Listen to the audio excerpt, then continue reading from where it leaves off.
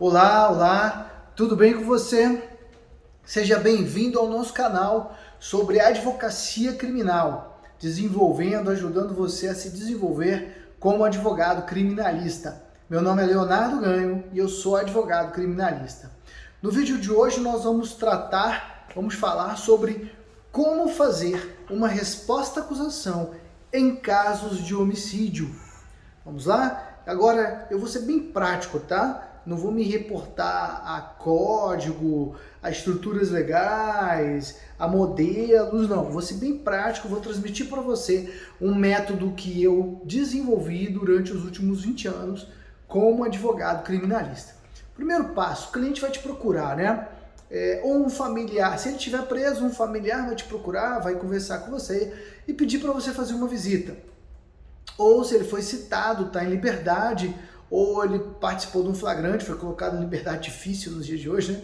Mas ele foi citado, vamos lá. Aí ele tem 10 dias para apresentar a resposta à acusação, ele precisa contratar um advogado. O primeiro passo que você vai fazer é ter uma entrevista com o seu cliente. Você vai pedir a ele para contar a história.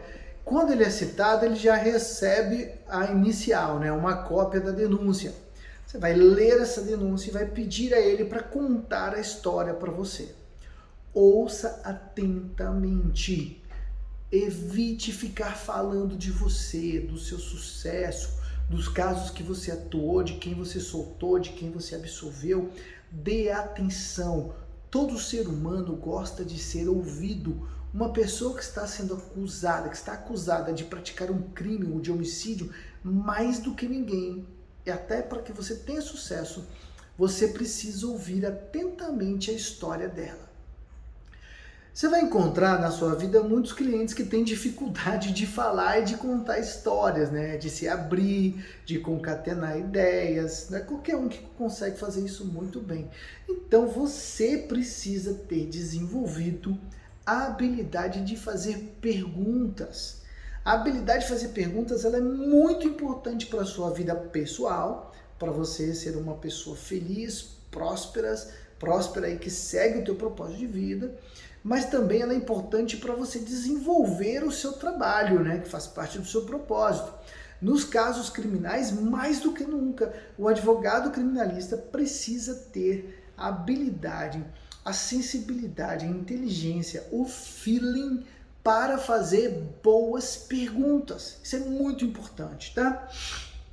Então, se o seu cliente não conseguir contar, não conseguir concatenar as ideias dele, você é o responsável por extrair dele a história dele. Da onde ele vem, onde ele cresceu, se ele tem pai, tem mãe, como era esse lar, o que ele faz da vida, onde ele estudou, com quem ele se casou, tem filhos, não tem.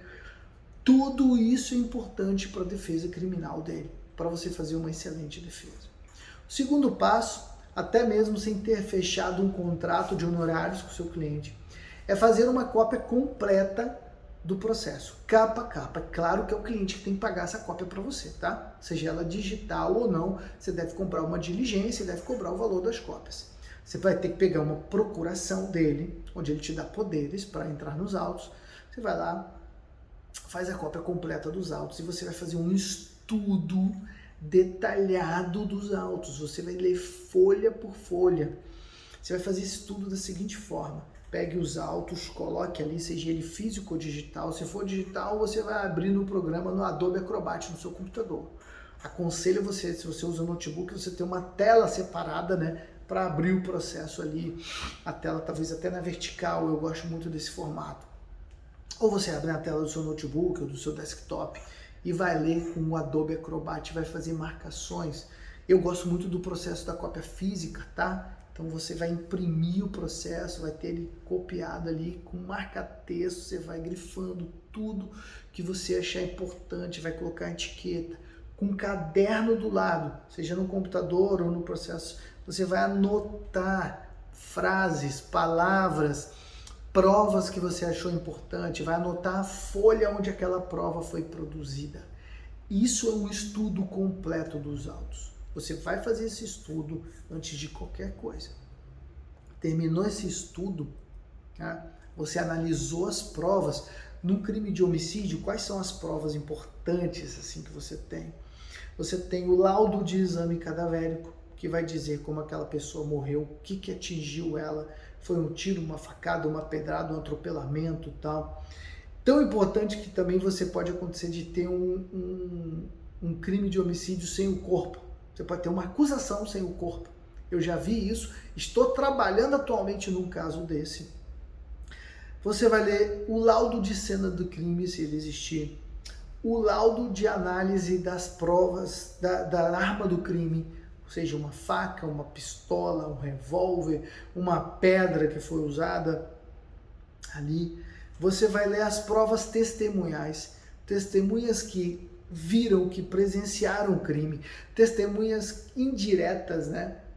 Às vezes você vai encontrar, isso é uma grande bobagem, mas você vai encontrar crimes totalmente, acusações amparadas em testemunhas de ouvir dizer, que é um absurdo. Tá? Então você vai separar e analisar todo esse conteúdo, todo, interceptações telefônicas, mensagens de WhatsApp, tudo que existia nos autos, para depois você marcar uma nova reunião com o seu cliente, uma nova reunião, onde você vai sapecar o cliente de pergunta, vai fazer muitas perguntas para ele, vai exauri-lo de perguntas com base naquelas provas. Isso é muito importante porque vai ser dessa segunda reunião com o seu cliente que você vai extrair os pontos-chave, eu costumo dizer os pontos nodais, ou até mesmo um ponto nodal, que é um ponto importante, aonde você vai amparar a sua história de defesa. Às vezes um álibi, às vezes um não conhecimento do executor material, nenhum relacionamento com ele, com o executor material, com o intermediário, nem a existência de nenhum contato com essas pessoas. Você vai tirar a sua história dali, desse segundo interrogatório. Você vai definir nesse momento com o seu cliente quais são as provas que vocês vão produzir durante a instrução, provas periciais, provas testemunhais, se você tem testemunha ocular a seu favor, se você tem testemunha de referência, se você tem uma testemunha de conduta apenas para falar bem do seu cliente, você vai definir isso depois dessa reunião, melhor, no final dessa reunião. E aí você vai analisar com o seu cliente as testemunhas da acusação, se ele conhece as testemunhas, por que elas estão falando aquilo contra ele, as testemunhas de defesa, se o seu cliente lembra de pessoas, sabe de pessoas que estivessem com ele aonde ele estava, se ele tiver um álibi, né? Se foi ele realmente que praticou o crime, mas com base numa excludente de ilicitude, de culpabilidade, uma legítima defesa, um estrito cumprimento do dever legal, uma inexigibilidade de conduta adversa, se tinha testemunhas oculares que pudessem relatar a tese, confirmar a história dele. Então isso é muito importante, porque você vai construir o caminho que você vai seguir na instrução criminal nesse momento. E você vai precisar conferir tudo ali. Preste atenção. Você é um artesão do processo penal. Você não é um advogado de massa. Então esse processo aqui vai te tomar tempo, dedicação mesmo ao cliente, ao caso. E você vai precisar tomar essas atitudes todas pormenorizadas, rabiscando, escrevendo, definindo o que você vai fazer ali, tá? Feito tudo isso, você precisa dar uma repassada na doutrina sobre aqueles crimes e na jurisprudência. Dá uma repassada, uma refrescada sobre tudo ali. Você só vai fazer isso se você não estiver muito afiado com os seus estudos, né? Se você estiver estudando todo dia, pelo menos 50 minutos a 1 hora, da doutrina, da área em que você advoga, do direito penal e dos crimes de homicídio, aí não, você não precisa fazer isso, porque o seu cérebro está bem abastecido de conteúdo ali, você vai tirar de letra as coisas. Agora, se você não estiver fazendo isso, eu te aconselho, vá para os livros, estude um pouco, procure jurisprudências de casos análogos àquele em que você vai atuar. Você não vai usar isso na redação da peça, tá? você vai redigir uma peça totalmente original, totalmente autoral. Você tem que ser um advogado que tenha autoralidade, que você faça as coisas originais da sua mente. E a redação da peça é esse momento, né? Você tem que exercitar isso, porque muitos advogados hoje, talvez a maioria, procuram modelo. Eu canso de receber pedidos. Ah, doutor, você tem um modelo de resposta à acusação, assim, assado e tal, de alegações finais e tal. Eu tenho um grande advogado que é meu amigo e trabalhou comigo por 3 anos, e ele adotou essa técnica. Ele lembra a primeira vez que ele foi redigir uma peça comigo, ele falou, doutor, tem um modelo aí? Eu falei, não, aqui no nosso escritório todas as peças são únicas. Nós temos centenas de peças, milhares de peças, mais de 5.000 peças no arcabouço do escritório. Mas você não vai usar o texto de nenhuma delas para produzir essa aqui. Ela tem que ser totalmente original. Com tudo que você colheu do seu cliente, da análise dos autos ali que você fez, do estudo da doutrina e da jurisprudência, você vai escrever uma peça de resposta à acusação totalmente original, sua. As suas ideias, você vai transmitir suas ideias para o papel da forma como elas vieram. E claro, depois você vai submeter a um outro colega para ter uma edição da peça. Porque quando a gente faz um trabalho desse, onde você trabalha 2, 3, 4 dias num caso só, você se cansa, né? Você fica exausto e você comete erros de grafia. O nosso cérebro ele é muito mais rápido que nossas mãos, então é comum a gente comer uma palavra, a gente comer uma frase inteira e às vezes algum trecho do nosso texto ficar sem nexo. Então é importante que uma segunda pessoa, um colega de escritório, um colega de trabalho, você trabalha sozinho? Você tem que ter amizades, né, parcerias, colegas. Peça para ele editar a petição para você, fazer a redação final. Você define a estratégia, você define tudo. E esse momento ele também é muito importante porque você está definindo a estratégia. Você vai enfrentar casos e cada caso é único. Por isso que eu digo que você é um artesão da advocacia criminal, aonde você vai poder antecipar a sua tese de defesa na resposta à acusação, porque você vai ter uma chance de uma absolvição sumária, você vai ter uma chance de impronúncia. Eu já vivi isso aqui no escritório, vivi um caso onde o meu cliente foi acusado de praticar um crime sábado à noite no centro da cidade que ele morava, mas ele tinha a prova ali documental de que na sexta-feira ele pegou um avião para uma cidade a 1.200 quilômetros de distância e voltou no domingo à noite. Ele tinha a prova do hotel onde ele se hospedou, ele tinha a prova do telefone dele que estava, ele fez ligações em outra área, ele estava em roaming, né, aquela expressão. Então, se viu como prova técnica para eu já antecipar ali e peguei um juiz corajoso que deu uma absolvição sumária. Falou, o álibi dele é muito forte, ele não é o autor desse delito. Vivi uma outra experiência bacana, a gente tinha uma prova técnica também, mas tinha uma prova testemunhal muito forte contra o nosso cliente. Tinha uma testemunha que disse que foi ele que matou. Eu procurei essa testemunha antes da resposta à acusação ali. Falei, eu quero fazer perguntas a você. O testemunho, tá bom, tuas ordens. O testemunho era um traficante de drogas. Veio no meu escritório, sentou comigo e eu saí perguntando.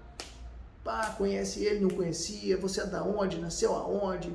Pá, você é do tráfico, não é? Pá, o cara negava algumas coisas. Falei, e aí, foi esse garoto que cometeu esse crime? Você viu mesmo ele cometeu o crime? Ele falou, não vi.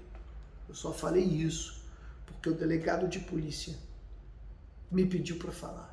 Eu estava preso na delegacia e eu morava no mesmo bairro dessa pessoa onde o crime aconteceu. O delegado me fez uma proposta. Fala que amanhã eu tô solto. Fala o que eu quero que amanhã você tá solto. Cara, o delegado cumpriu a promessa. Esse cara foi colocado, mesmo sendo um chefe de tráfico, esse cara foi colocado em liberdade. E no dia da instrução criminal, ele foi arrolado pelo MP. Mas como eu ouvi ele, eu também arrolei ele, porque eu fiquei com medo do MP desistir dele. Aí o que eu fiz? Eu arrolei ele também. Teoricamente, o juiz, para aceitar a desistência, teria que me ouvir.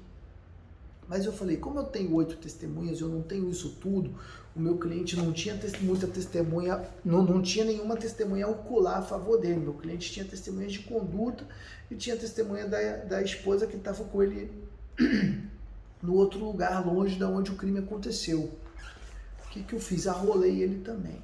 E aí ele foi para a instrução. Discreto, quietinho, com medo de ser preso, porque ele é um cara, ele dizia que não, mas tinha esse envolvimento com o mundo do tráfico de drogas. Sentou lá e respondeu todas as perguntas do MP. Já nas perguntas do MP ele desfez tudo, o MP ficou bravo e tal, mas aceitou. Foi um dos raros casos da minha vida em que eu vi o MP pedir a impronúncia do réu. E aí nós defendemos na mesma direção e a juíza impronunciou o réu. Foi muito interessante. Então é para você ver como é importante o momento da resposta à acusação, e aí você vai ter que exercer o seu feeling, o seu sentimento sobre se você vai, naquele momento ali, jogar toda a tese ou não. Tem um caso que eu atuo, que vai inclusive a júri popular, aonde eu não joguei a tese. Por quê? As provas eram fortes no sentido de colocar ele no plenário do júri. Fortes. Mas eu encontrei uma prova, uma interceptação telefônica, que na minha análise jurídica ela era ilícita e não deve estar nos autos. Eu me apeguei a ela. Eu baseei o meu recurso em sentido estrito e o recurso especial contra o acórdão que recebeu esse sentido estrito, todo nele. Não tive sucesso. Perdi a tese, inclusive, no Superior Tribunal de Justiça. Mas foi bom, a gente ganhou tempo, o processo amadureceu, tá? E outra, o Ministério Público não conhece a história que eu vou contar lá no plenário. Ele não conhece. E muitas vezes, se você antecipa a história que você vai contar no plenário, o Ministério Público age, ele atua para desconstruir essa história. Esse é o perigo. E o Ministério Público, muitos membros do Ministério Público, na ânsia só de condenar, eles não jogam com ética, não são éticos. Então você precisa ter essa habilidade que eu costumo dizer, que é uma malandragem, uma malandragem boa que você desenvolve no correr da sua profissão. Presta bastante atenção nisso. E aí na hora de escrever a peça, você vai ser completamente autoral, tá? Seja completamente original. Você vai lá, depois que você fizer o introito, qualificar o seu cliente, tudo certinho ali, botar que é uma resposta à acusação, você vai entrar no histórico dos fatos. E aí conte a história da acusação. Qual é a história da acusação? Faça um breve relato da história da acusação. E depois você vai contar a sua tese de defesa, a história da defesa. Não coloque lá assim, não, o direito, tal, o artigo, tal, a conduta do cliente, a conduta do réu não se amolda ao artigo, tal. Não, eu costumo dizer assim, a defesa, a tese da defesa, a história da defesa. E aí você conta a história do seu cliente. Lembre disso, construa narrações, narrativas, histórias. Seres humanos se conectam com outros seres humanos, mas se conectam com a história que aquele ser humano viveu. Se coloca no lugar de um juiz de direito que está num gabinete ali com 10 mil processos para julgar, com 8 mil processos para julgar, e aí ele pega uma petição de 50 laudas, de 30, 40 laudas, com transcrições de doutrina, de jurisprudência, coisas que ele estuda, que ele conhece no dia a dia, e ele não vê nenhuma história contada. Cara, desculpa o que eu vou falar, ele vai menosprezar a sua petição. O juiz vai gostar de uma petição que seja objetiva, clara, direta, trazendo os fatos que são favoráveis ao seu cliente, que mostram que a história dele faz mais sentido. Então não se preocupe em construir petições enormes com português rebuscado. Pare com isso. Use um português correto, certo, mas simples. pensa que você vai escrever para qualquer pessoa compreender, para que um porteiro compreenda e um desembargador e um juiz, um ministro compreenda. Então você precisa ser claro, objetivo, direto, tratando da história que está contada ali. Resposta à acusação tem um prazo previsto na lei, no Código de Processo Penal, de 10 dias. Esse prazo, ele é peremptório? Se você perder, ele te causa prejuízo? Esse prazo ele não é peremptório. Se você não apresentar a resposta à acusação, você tem inclusive uma previsão legal de que o juiz determinará o envio dos autos para um defensor público fazer aquilo, ou um defensor dativo, né? Agora, eu gosto de cumprir ela dentro dos 10 dias ali. Só não cumpro ela dentro dos 10 dias se eu tiver alguma dificuldade de comunicação com o cliente, alguma dificuldade para identificar as nossas provas, as nossas testemunhas, aí eu não cumpro ela nos 10 dias. Às vezes até coloco testemunhas para ele que no futuro eu posso trocá-las, porque isso é permitido. Agora, de forma fundamentada, claro, lembre-se disso, né? Não coloque testemunhas fraudulentas, tá? Não invente nome de testemunha, endereço e tal, porque você vai causar prejuízo ao processo. Agora, você pode sim. Você não está encontrando uma testemunha de fato que viu o delito, mas você tem uma testemunha de conduta. Arrole a testemunha de conduta. E lá na frente, depois que você encontrar a testemunha do fato, você pede a substituição.